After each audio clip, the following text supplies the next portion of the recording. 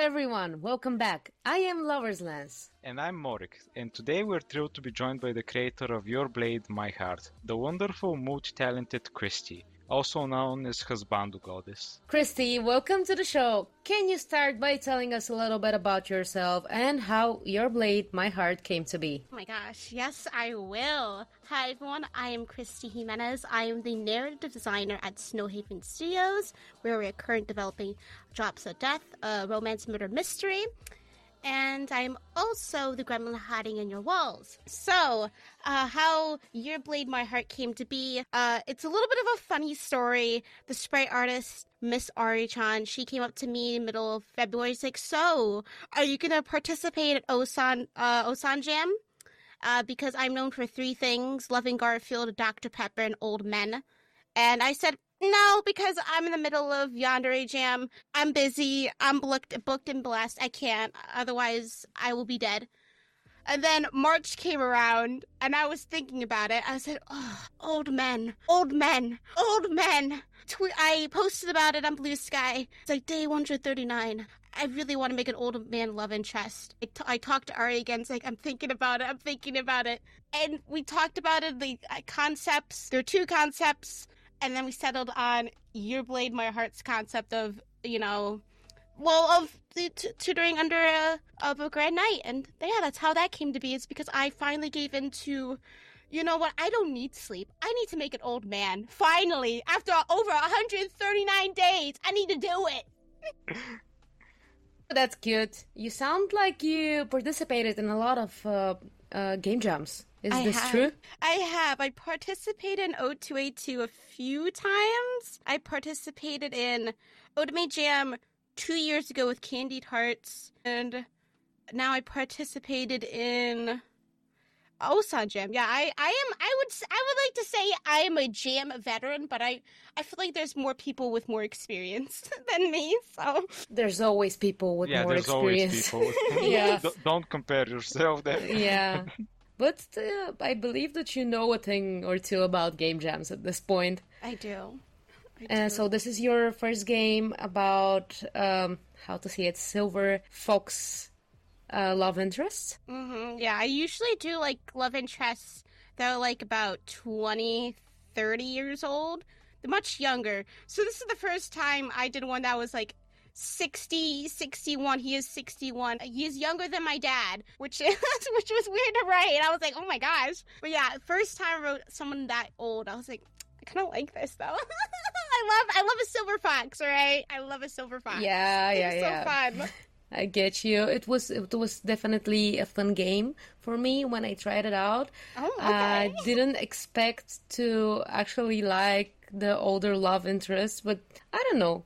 I kind of liked it. I converted you. I persuaded you. A little bit.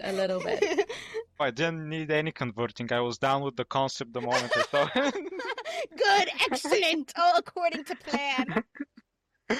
You did mention it was one of two concepts you had in mind. What was the other one? The other one was one of those holiday parties, and love interest was an old hot art professor. It was very bare bones. I'm glad you went for the fantasy night approach. Yes.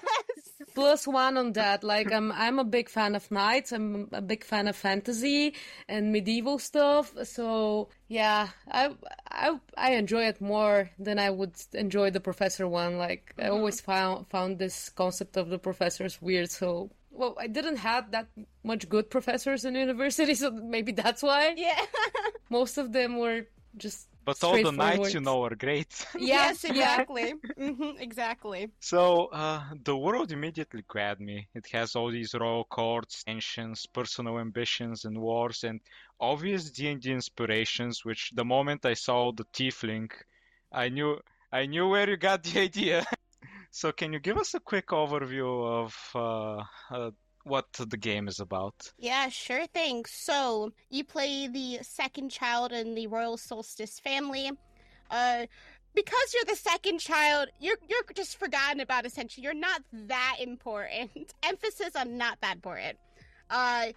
all the attention has been put on your older brother Alice, who is the next in line, the heir to the throne, and you've been envious of that since pretty much childhood. Because, like, well, again, all this love and attention went about me, and that has created a lot of anxiety and inferiority complex within you, because you start to question yourself, like, am I important? Like, what is my role in life? All these questions, and you start to question your value, and you feel like you need to prove yourself to your parents, prove yourself to the people of the kingdom, and that's why you enroll into an army. And after your parents finally let you, from convincing from Alice, further instilling that inferiority, and further pushing the two of you apart, you are put under the tutelage of Grand Knight Ramon. I say with a rolling of an R, because I'm Hispanic. Ramon Deor, and he starts to train you for you to become a knight, in hopes of proving yourself to everyone, and maybe to yourself, that you are worthy of, that you are worth it, and you can find your purpose in life. And maybe, who knows, maybe he'll learn something from you, and he can grow as a person and move on from his own traumas in life. Spoiler alert. Man, that man got traumas. Just, it's a flavorful spoiler to get people more interested. Yes. Yeah, definitely. So, as you said, Your Blade, My Heart is a lot about finding your identity and your purpose in the world. And I have to ask, what inspired you, that story in particular? Yeah, so I feel like a lot of my stories have that kind of like human factor in it. Like Candied Hearts, for example, it's another story where you're helping this royal family.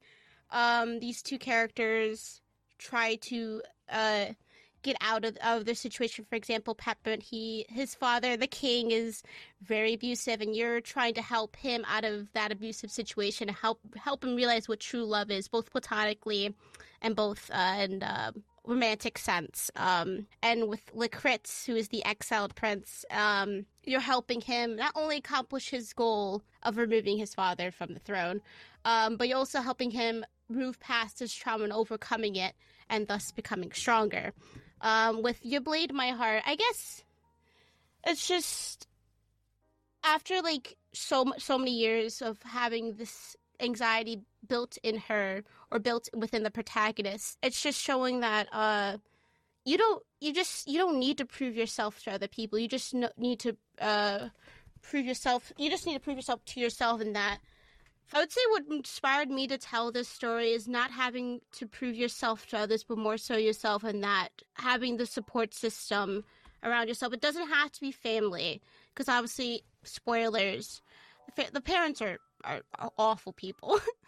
But Ramon is that support system that Lysandra, or the protagonist, has needed for her entire life, and has been sorely needed. And once she gains that support system, she starts to gain faith in herself. And it shows that once you gain that support system, you yourself become stronger, and you start to like defeat that anxiety. The voices in the back of your head start to become quieter, and you become stronger as a person, start to find your purpose, and you start to move forward in life. I would say is what inspired this story. And I personally, as someone who has struggled with anxiety and depression, feeling lost, having that support system, finding that support system has helped me a great deal. And I've been able to, like, each and every day move forward and strive as a game developer and as a person, I would say. I know, that was so powerful. Thank you. Where's my applause? Yeah. Thank you. There you Where's go. my Oscar? Where's my Oscar? We need to travel a whole continent away for that. Yeah. So I'm sorry that I'm gonna make that comment, but it sounds to me that a little bit like it's our main character has some daddy issues, right? Yeah, real daddy issues. Yeah.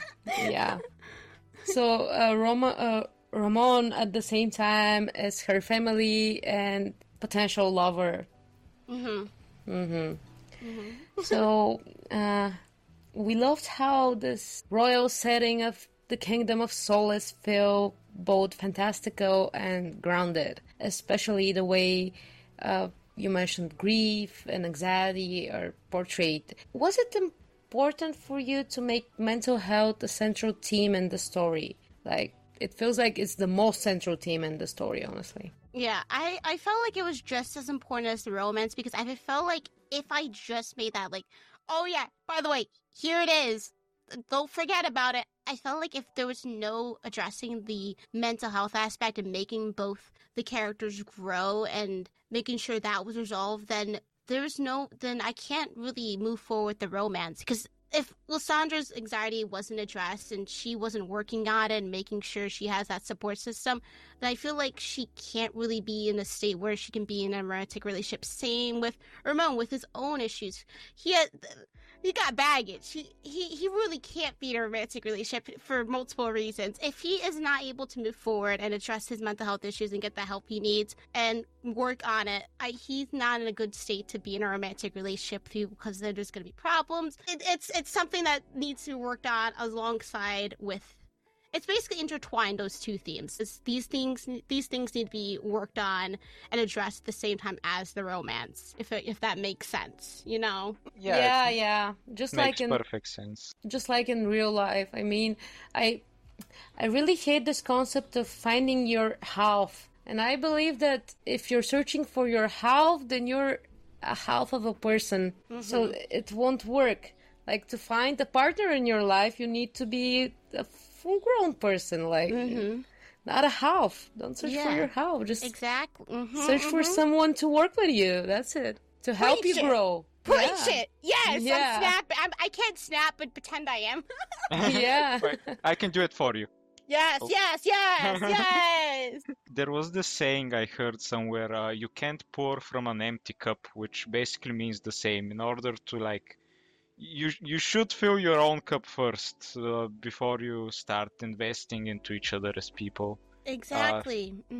And while we're on the topic of Ramon, what was your vision for the character from the very beginning? Ooh. Did you always imagine him as this guarded, silver-haired veteran? Yes. I mean, you did say it was older man from the start.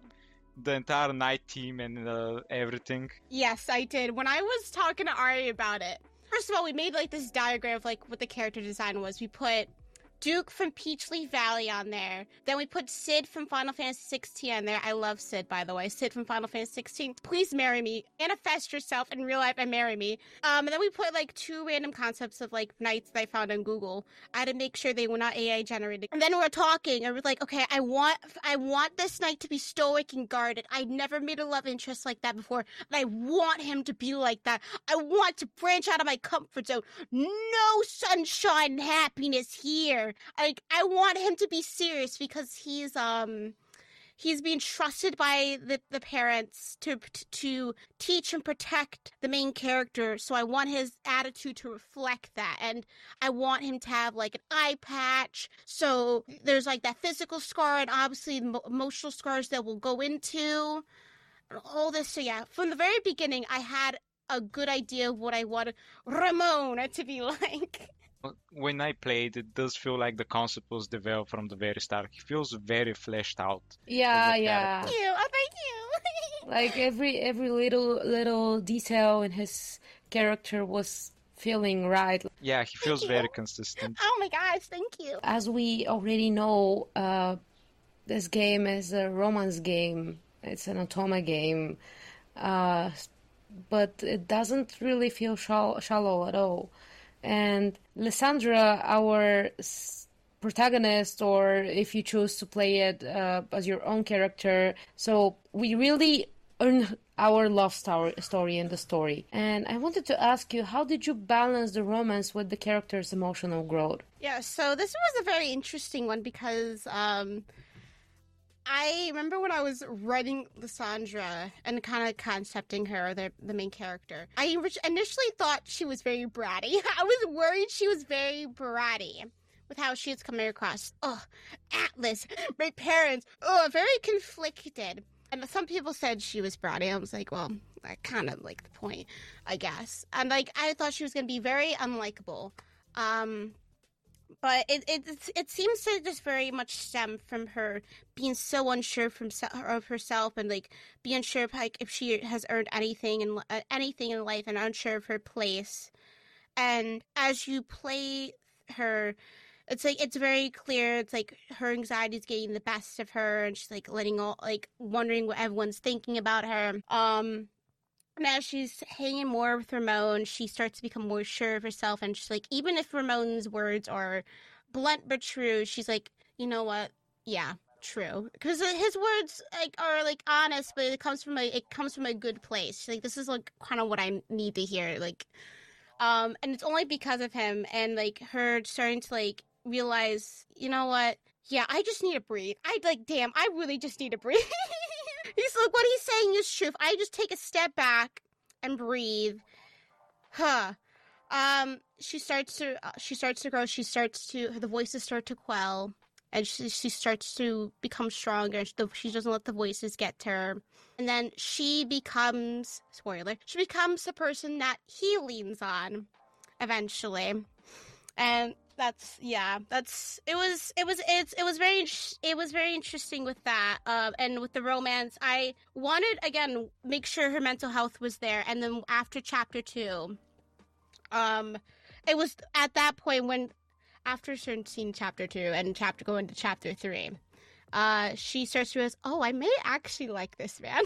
Like, oh, hold up, that scene in chapter 3 too. Oh, hold on, that was actually kind of cute. I may want to be closer to you. And like all these moments, like I cherish these a lot more than I feel like a typical person should. More platonically. I kind of see in the romantic sense. I want to be near you. You know what I'm saying, Ramon? Yeah. So when she figures that all out, it's like, yeah, that's. Again, her mental health journey was more of a priority. And once she figures that out, she's like, and the voices shut up. She's like, hold up, romance? Okay. I have an additional question here. How long did it take you to write the story, actually? I think I started writing. Oh God, how long did it take me? I think a month. A month or two. A month. A month. So okay. A month or two. Because it's about 40K words, right? So we began development a week after Osan Jam started. So the 10th or something, like that second full week in March is when we got most people. I think we recruited a voice actor a little late in the month or something. And I was rushing, and I feel like I don't know even when now I completed chapter 3. I completed chapter 3 at some point in time. It's been a blur. All right, but we completed most of chapter 1 and 2 by May 1st, because I remember making a tweet. It's May 1st somewhere, because I released it April 30th. So we completed before the jam, before the jam deadline, and then we released the full game May 23rd, which had chapter 3 in it. So I would say, you know what, March, April. So you know what, I would say about two and a half months. Okay, this sounds more reasonable. Yeah, because a month. Damn, that's fast. Yeah. The Dr. Peppers. The Dr. Peppers get me hopped up, all right? So, on the topic of the roots and the romance, you did include different intimacy options in the roots, one spicy and one friendlier, right? Yes. Why was it important to give players that choice? Yeah, so it's something that I included in Fling with a Tiefling, where you mentioned the Tiefling earlier. That's Karis. He was in that's the same Tiefling. Yeah, yeah, he's from Fling with the Tiefling. It's the same guy. In Fling with the Tiefling, you can actually romance him. You can actually kiss him. Yeah, so it was important to me because I am an asexual woman. So sometimes I may want to do the spicy thing. I'm sometimes in the mood for it. Other times I'm just like, most of the time, like, I just want to cuddle. And I played so many games. Baldur's Gate 3, I love you, but I was not really too much of a fan of, hey, so you love Gil, right? I'm like, yeah, I do. So you can bet him, you can do like some weird space thing with him where he grows like the arms of Vishnu, or nothing. And I'm like, huh? Nothing. There's no middle ground? There's no, it's like you screw them or do some weird space screwing or nothing. I'm like, huh? And then the same thing with Mass Effect. Like, on Dragon Age, it's kind of like you screw them fade to black or nothing. It's just like, well, I kind of want a different option where it's just as fulfilling. I don't got that. And I'm like, well, I kind of want to give the people, the Ace people some, I want to give them a meal. I want to give them something, you know, because we've been given nothing. Very neglected demographic. Yeah, not even crumbs. We've been getting nothing, you know? And like, I feel like in a space that's very dominated by spice or sex, I was like, well, hormones.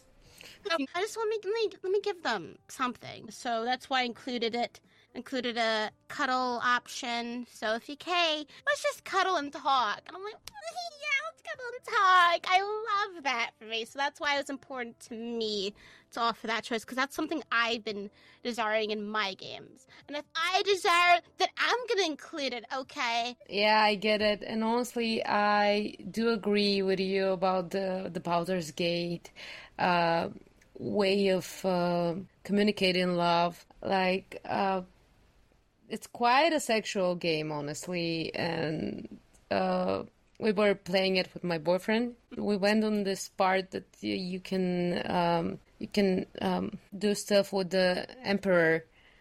Oh my gosh! and I was like, dude, we're not doing that. And he's like, oh yeah, we're doing it. I just want to see it. I just want to see the tentacle stuff. Mm-hmm. Like, crazy guy. So we had to revert to an earlier save after that, because we didn't wanted that in the story. Mm-hmm. But yeah. I was playing with my friend through the online co-op, and I had this very much a slow burn with Gail, which I love, but at some point I'm like, Gail, can we just kiss already? Because at this point, the first camp night, my friend was sleeping with the star, and I said, huh? What's going on? And he slept with the star, he slept with Halson, slept with the Emperor. I said, what? And I'm like, Gail, what do I need to do? He's much like a slow burn for real. Like Astarion, he's like, yeah, let's play, let's do stuff. But Gale is different. And Shadowheart as well. Like she's like that as well. But we're not talking about Baldur's Gate. Okay, we're talking about your game. Yes.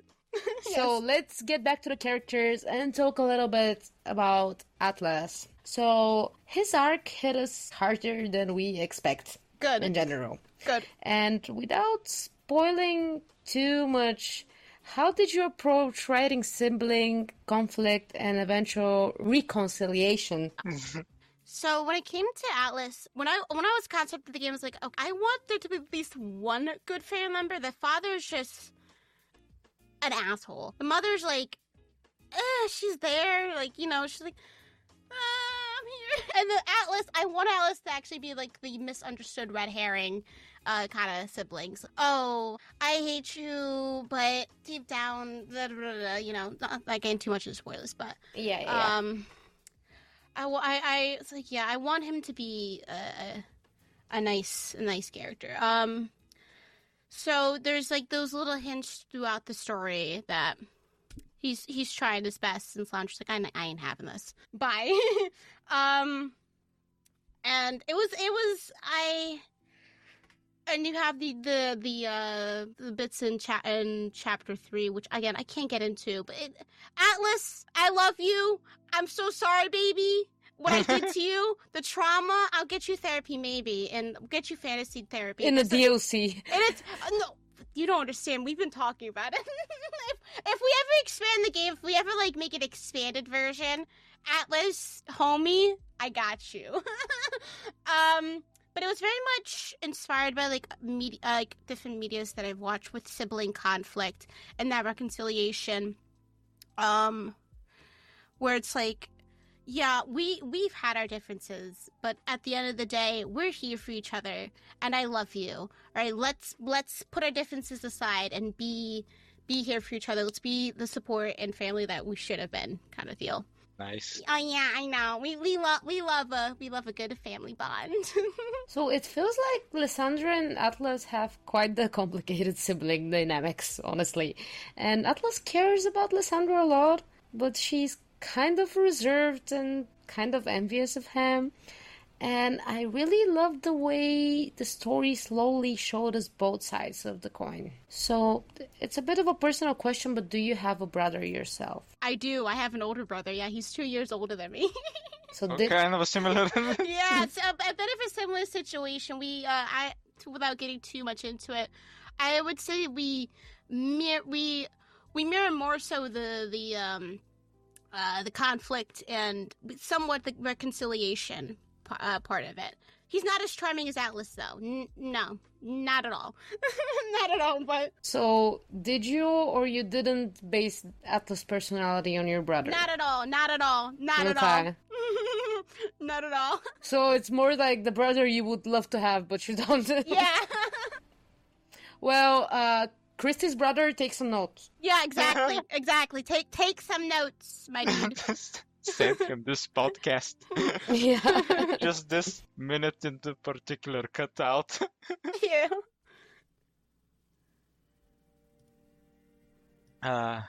Though I do find it quite interesting that the family member you basically who has your back basically is the one the MC is most reserved towards. It's quite an interesting dynamic in the beginning where you as a player have to figure out is she right or is she completely misinterpreting his nice actions? And a bit of the Lulu part. Yes. A bit of Delulu, yeah. I because I based it so much of my personal relationship with my brother, where it's always just that back and forth, especially the bickering between the two, like especially in chapter 1 where they're just like, "You're doing such a wonderful job defending me, Alice," like because you were doing a wonderful job earlier. That bickering mirrors me and my brother so much. Like I just chef's kiss. I love the bickering between siblings. Love it so much. I do have a younger sibling, but the age difference is so big that we never really got that experience of bickering with each other. Ah, gotcha. Like 10 years younger than me. Oh, wow, okay. Yeah, I never actually had that experience as well, even though I have like 5 siblings, but they're all very, very young, and we didn't really live together enough time, so for me it's just a dream never happening, basically, to have like a sibling behind your back. And yeah, so nice that I can at least get to know it in your game, how it works. No problem. So I want to talk about a bit about the voice acting. Yes. Of Ramon. He sounds exactly how I imagined he would sound, like when I first saw him. Excellent. So I was wondering, what was the process for selecting a voice actor, and did the voice match your how you imagined him to sound? Yeah, so I put out a casting call on Blue Sky, and got shared around thanks to my producer. And I wasn't sure what I was gonna get because I put the only criteria I put was like accent British. I wasn't very more specific than that. I was like, well, I'm gonna get what I'm gonna get. And then Tyler Moody, the voice actor for Ramon, swooped in with his audition, and he put Great British, and then Cockney. And that Cockney, I was like, oh my god. That gave me the realization that, oh wow, there should be a different accent for Ramon, because I was just thinking, oh, it should be outright regular British, but there should be a different accent because with the general population and then the family, because if I imagine this, the royal family, the royal family Solstice has a royal British accent, that you hear in like Bridgerton or something, the standard British accent. Then maybe the general population has a variety of accents like Cockney or Scottish or whatever may have you. But again, that just shows the difference in probably class or whatever. It just shows that general difference, and I feel like that builds the world up more. So I'm like, yes. and he was the only one that did a Cockney accent. And I sent his and a couple other people that I was impressed by to Ari, because Ari concepted the character, and I feel like she knew the character more because I was talking to her the most about it. I was like, Ari, help me. I was like, which one? And we came down to Tyler's, and we really liked the Cockney accent, so we selected Tyler. And we was like, I sent out Tyler, I was like, you're selected! You won! Congrats! You won an iPhone! You also won the role! Come on down! And we told him to do the Cockney accent. And, well, as you said, he fit the role perfectly. And yeah, it's exactly how I imagined Ramon. And yeah, I couldn't have put anyone else into that role after hearing his performance. I don't know how many times. It was a match. It was. Well, congrats on the good job. Like, he did an amazing job there. Like, I loved it, and it actually helped me with the immersion in the story. So yeah. And talking about the design and music of the game and the voice acting, I wanted to ask you an art question. So the CGs in the game are absolutely stunning. I love them. How did you assemble your art team, and what's your process like when working with artists? So I recruited my artist Ari just to, hey, you want to make an old man game? She was down for it immediately. And then the CG artist, I put out a recruitment post, I think the day after I got Ari on board, and she concepted Ramon like that same night. She's a demon, I think.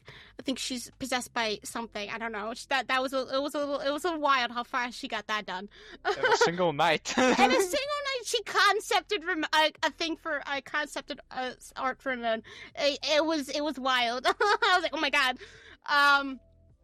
I recruited Demaru Maddie for the CG art.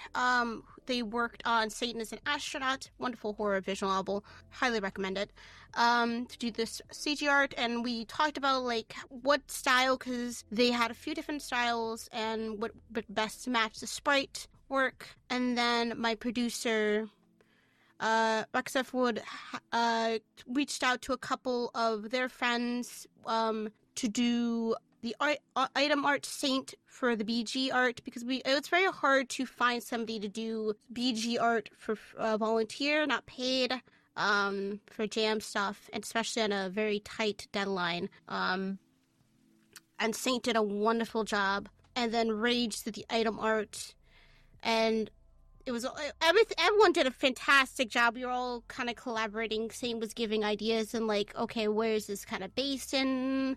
What is like give me ideas of like the location and like things developed from there. Again, everyone did a phenomenal job. I really cannot take credit, because I feel like the artists, especially Saint, took it in their hands and just flew with it. I was like, honestly, give yourself a round of applause. Give yourself some awards or art awards. I don't know what awards artists get. Whatever prestigious awards they get, give them 20 of them, because they give them the awards, definitely. Yeah, I need to give them. I want to give them. I'll steal some art awards and give them to them. I don't know what vaults they hide them away in, but I'll give them to them. So I just wanted to say that the art feels very cozy, but a bit pastel-y, cutesy, especially the background art. Mm-hmm. I really enjoyed it. So your artist team did a great job. Like, I'm not talking about Ramon's CG. I don't have anything to say there. Yeah, perfect. Already perfect. Yeah, to add. Saint did a wonderful job with the background art, and Alexia Spicy Watermelon, who helped with some of the background art with the sketches, especially for like the city and the training grounds. Yeah, they both did a phenomenal job with the background art. Again, round of applause. Round of applause. Good job, everyone. Good job, everyone. So this game dropped as a full free release. Yes. Which is wild, considering the overall quality of the game. How has the community responded so far? People people have been very, how would I say, very upfront with their feelings. Somebody said, I love this old man so much, and they put a picture of a dandelion with a face on it. That kind of just made me laugh, and it says below the dandelion, blow me. And I'm like, what is like, what does that mean? And then somebody left a very long review saying, Ramon shirtless, that spicy CG, you might as well have come into my house and shot me. People have been very excited about the game, very happy with how the game came out, and honestly, I'm very proud of what we made, but because this is an older band, I wasn't sure how the reception was going to be. I wasn't sure it was that a lot of people were going to play it, because it's not your if old men are not, I wasn't sure if old men were, typical in, like, romance, because I don't see it a lot, like, I don't see a lot of Otome games, I don't see a lot of romance visual novels in general, so I was like, I mean, if people play that, that'll be cool. Like, I love what we have, but it's not up to the I would say mainstream taste. So the fact that a lot of people have been playing, a lot of people are loving as they are, I'm like, oh, it soothes my soul. It soothes my little tiny soul. Just because it's not mainstream doesn't mean there's not a big audience for it. and passionate one at that. And passionate. So I wanted to ask you about the free release. Why did you decide to not make it commercial in the end? So because it was for a jam, we also signed. Yeah, I'm stupid. I'm sorry. Yeah, it's for a jam. So but you could do a demo for the jam and then continue the game. We also signed the SAG-AFTRA game jam waiver, so we can get it was in solidarity with the current strike that's going on. So with this jam waiver, nobody can make money from it. So that's why we didn't do a commercial release. If I were to ever expand the game or make an expanded version, I obviously talk with somebody who's more in tune with what's going on, more in tune to see if that is possible, and most likely keep this version of this release online and then make an expanded version with more intact and go from there. But that is for future and for discussion, negotiation, obviously. I feel like you should do it, man. Like, the overall quality of the game is very high. It doesn't feel like a game jam project. So thank you. you should consider maybe expanding and like getting some money for your stuff and your artists and your voice actors. Yeah, I definitely want to pay everybody for their hard work. If we ever, because we have been talking, like, making an extended version, making, like, short stories and just make it, like, people like, I want to marry this man. I want to marry Ramon, and making short stories focusing on the Atlas and a certain somebody else that was mentioned in chapter 3 if you picked a certain dialogue branch, if you self-inserted. And stuff, and it's like, maybe we'll see if I ever can get that chance and figure out bureaucracy negotiations with all this, with the strike that's currently going on, and if it continues to be going on in the future. I just want to stand in solidarity with the voice actors. But yeah. Thank you, though. That means a lot. that the game is very high quality. I strive for that. That's what I strive for in these parts. In a Husbando Goddess game, that's what I strive for. It's your brand. It is my brand. If there's two guarantees in a Kristi Husbando Goddess Jimenez game: high quality and sadness. Well, it walks hand by hand, honestly. and spicy romance, and yes. Yes, that too. So, considering, let me do the math. It took you 2 months and a half to write the game. Pretty much. How much time did it take you to finish the entire project? Oh God. So we started, I would say the 11th or something, 10th, 11th.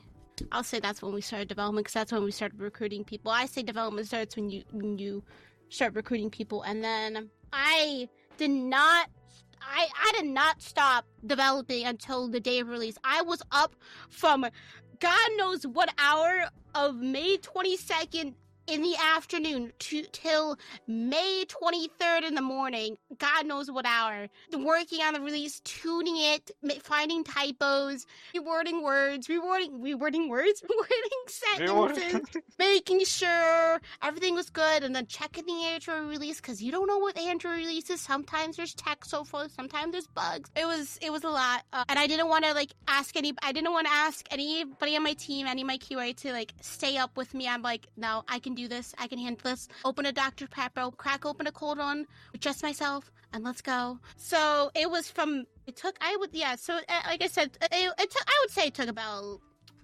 again, same amount of time for full development from March 10th to May 23rd. So yeah, it's a pretty short time, honestly. For game jams tend to be like that in general. You have 1 month to finish anything, and that's it. Yosan Jam ended May 1st, but we only got the demo. We only got the first 2 chapters out, and then we polished it a little bit. Those first 2 chapters, and got the 3rd and final chapter out May 23rd.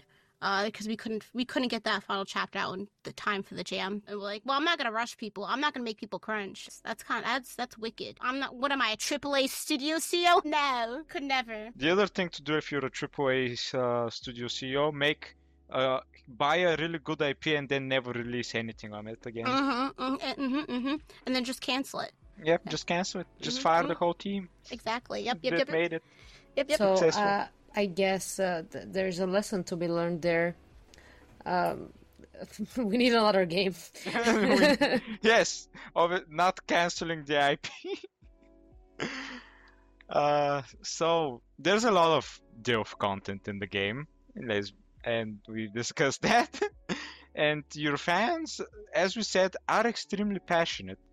What have been some of your favorite reactions from them so far? Again, the daily line that says "blow me" was one of my favorites. I love this old man so much. Blow me. I'm like, all right. And somebody leaving just leaving it all caps. And somehow just doing keyboard typing, like keyboard smashing kind of typing occasionally throughout their messages. It's like, I love this so much. I was like, oh, I know you really mean it, baby. I know you really mean it. And then at the end of their message was like this cat that's holding a flower. Flowers for everyone. Flowers for the entire team. Oh my god, I love that so much. And I love the messages that compliment everyone, not just me. Because I feel like I'm not the only one I'm not the single person that made this game. If I made this game by myself, this would not be a good game. You would not be getting a muscular old man. You'd be getting a stick figure, honey. You'll be getting I don't even know what kind of tunes. You'll be getting audio jungle tunes, like audio jungle, something like that. It would not be good. The writing would be good, but I don't know about anything else. And I love the comments that compliment my entire team. Really, everyone on the team did phenomenal. I cannot thank them enough. I sent them a tearful message of like, I love y'all did so good. And I did. My favorite one definitely still has to be the person who was like, you might as well have just come into my house and shot me. It's like, probably, yeah, maybe I should, I showed you a shirtless Ramon, I should have probably come to, that's like the equivalent, right? It's like me just going to your house and just shooting you, like, what? So yet another evidence of positive commenting and rating helping the developers feel good. Yes. So, yeah, guys, please do that more. Like, support your developers. They do everything with love towards the community. Okay, this is the part where we shamelessly ask for the tea. In our email correspondence, I asked you to send me some early concepts and stuff, and now we're gonna comment on what you sent us. Oh god. So I'm opening the first thing, and yeah, we had one thing, and it was horrific. It's actually 2 things. Don't lie to me. It two was things. one is Well, horrific. it's one thing. It yeah, was one thing, but it has like it has a context thing to it. Yes. So Sleep we're paralysis. showing to our viewers the horror. The horror. It is So- horrific. So on this CG, we can see Ramon, but he is missing something very important. So he's missing his eyebrows. Yeah, horrific. That was horrific. Why did that happen? Okay, so I don't know why Ari did that. Like, I guess she thought it was funny. It was. I really couldn't sleep that night. I feel like that was truly nightmare fuel. I told her that was why. Why did you do that? I forgot the message. It was like a blur. That's how traumatizing it was. I was like, that never do that again to me. That man does not look the same without eyebrows. I think he's also missing his beard in that too. No, yeah, he's missing his beard too. Yeah. Oh my god. Oh my god. No. He oh looks my god. very young like that. No facial hair at all. I should have also sent you the young Ramon. Oh my god. Yeah, because one of our artists actually concepted a young Ramon. Why didn't I send that to you? Well, you can send it. You can send it after the I send it the to you recording. after. Yeah, I'll send that to you Yeah? after. Yeah, he looks pretty charming, young. I'm just gonna show it on the screen when I'm But yeah, editing. no, that was horrific. That he looks like a thumb, right? Like an actual thumb. And I was like, why Yeah. would you do this to me? This is a betrayal. This is a crime. I don't know what I'm gonna do to you. Just know I'm coming for you. And as an apology, she made a sketch where Ramon is holding a Dr. Pepper towards the screen. I don't know if you got that one, but Yeah. yeah, he's like, I'm sorry you had to see that. Accept my apology, a Dr. Pepper. Yeah. I was like, thank you so much, but this will not like undo the trauma that I had. This will be my sleep paralysis demon for the rest of my days. Well, if this is your sleep paralysis demon, it's good. Honestly, He looks like Could be worse. he looks like an old woman, I swear to God, like he's about to ask old woman, old man, whatever. Get your man It's that not can a do demon. both. Get your man that can do both. Yeah. But yeah, it was traumatizing, and I know Tyler sent us an audio clip. I didn't send you that, but he sent us an audio clip, a wonderful audio clip of him voicing those lines, and I was like, "Thank you, Tyler. This is great." That's cute. Like, you have the most amazing team. I Definitely. really do. I was blessed. So I have to ask, what does the future hold for us? You mentioned that you might actually expand on things, but what do you have any plans or ideas for how you can expand them in a sequel or maybe another game? It's funny you mentioned this. We've been again toying with like potential stories. One story that I know I will not do is a death DLC, because somebody on my team's like, you should do a death DLC where one of them dies. So I said no. That's quite the grim. Like, I don't know what is wrong with Mary Games, by the way. I'm just gonna call her out. Wonderful developer, check her out. But she said, yeah, you should do a death DLC. I don't know if she suggested if Ramon dies or Lysandra dies, but she's like, yeah, they just died. I said, why? They had their happy ending, and now I'm just gonna take it away from the player? No. No happy endings here. That's awful. Who wants a DLC like that? Like, The sad ending DLC. yeah, Jesus. No, I'm not doing that. Like, and even one of the team members raised the item art. It's like, canceled. No, we're not doing that. It's like, yeah, no, we're not. That's awful. Vetoed. So I guess we're not getting that DLC. Yeah, no, but- I made joke that like I'm gonna kill my characters off. I think I even joked that with playing with the tiefling, because they're all like, it all interconnects the entire thing. They're also going to that battle Ramon and Lysandra are going to. It's like, oh yeah, they're all gonna die. I can't do that. Like, this I in my heart of hearts, I don't know if I can really do that. Maybe I could, and like if I ever make it to a full game and your choices matter, like, oh, you do this in battle, someone dies, but and as like a single like kinetic story, Honey, no. I No. just had this random idea. Why don't you do a prequel? I mean, the Yes. Ramon and the Alexander story there. Lovers, I was already ahead of you. Come on. I was already ahead of you. Did you start writing it? I have to like concept the idea of like what Alexander would look like, and I kind of have an idea in my head already because Tyler recorded a very interesting audio because I was like telling the team how I pronounce Ramon. I said Ramon Deor. I roll my R's, and then he made this very interesting thing where Alexander also rolls the R, and I'm like, okay, now Alexander, if we ever make that short story, Alexander has to be kind of like have a Spanish accent. So now I'm like concepting more, and I'm like, Tyler, you are a lore maker. I have to give you the credit now. Yes, like I can almost imagine it. Like this a little bit dark skinned chocolatey Spanish guy with this R and maybe a horse. I don't know. I like horses. Oh my god, yeah. Oh my god, oh. And it's a Spanish thing with the horses, you know. Oh. So you know what? It's Pride Month, so I think it's time for at least something on the topic to have like this hot boy man love. I'm gonna have to talk to Ari. I'm gonna have to talk to Ari. Go ahead. I am supporting you in that thing. Thank you. And before we wrap up, what do you hope players take away from Your Blade, My Heart? The old men are hot, and that you can love them beyond their social security.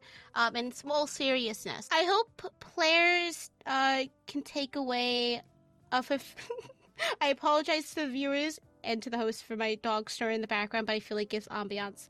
A fulfilling and heartfelt romance. That's I can't say Panky's giving ambiance. About finding your purpose and growth with a very wonderful, sexy old man. Thank you, Pinky. I appreciate you for the ambiance. Thank you very much for this insight. And is there anything you'd like to say directly to your fans and supporters who have been following your work? Thanks for sticking around. I don't know, that means a lot. I've been at this for 5 years. It's been a wild ride. I honestly don't know what to say other than thank you. Truly, it means the world to me for people to be enjoying my work and enjoying my stories as much as they are.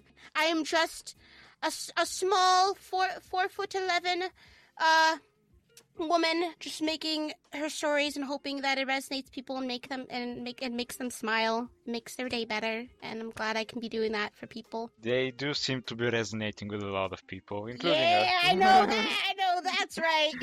Well, Your Blade, My Heart is free, but it delivers like a premium experience. If you're craving a heartfelt romance with an emotionally layered older man and a lovely story about becoming your own person, go play it. And huge thanks to Kristi for joining us today and for making us all fall hopelessly in love with Ramon.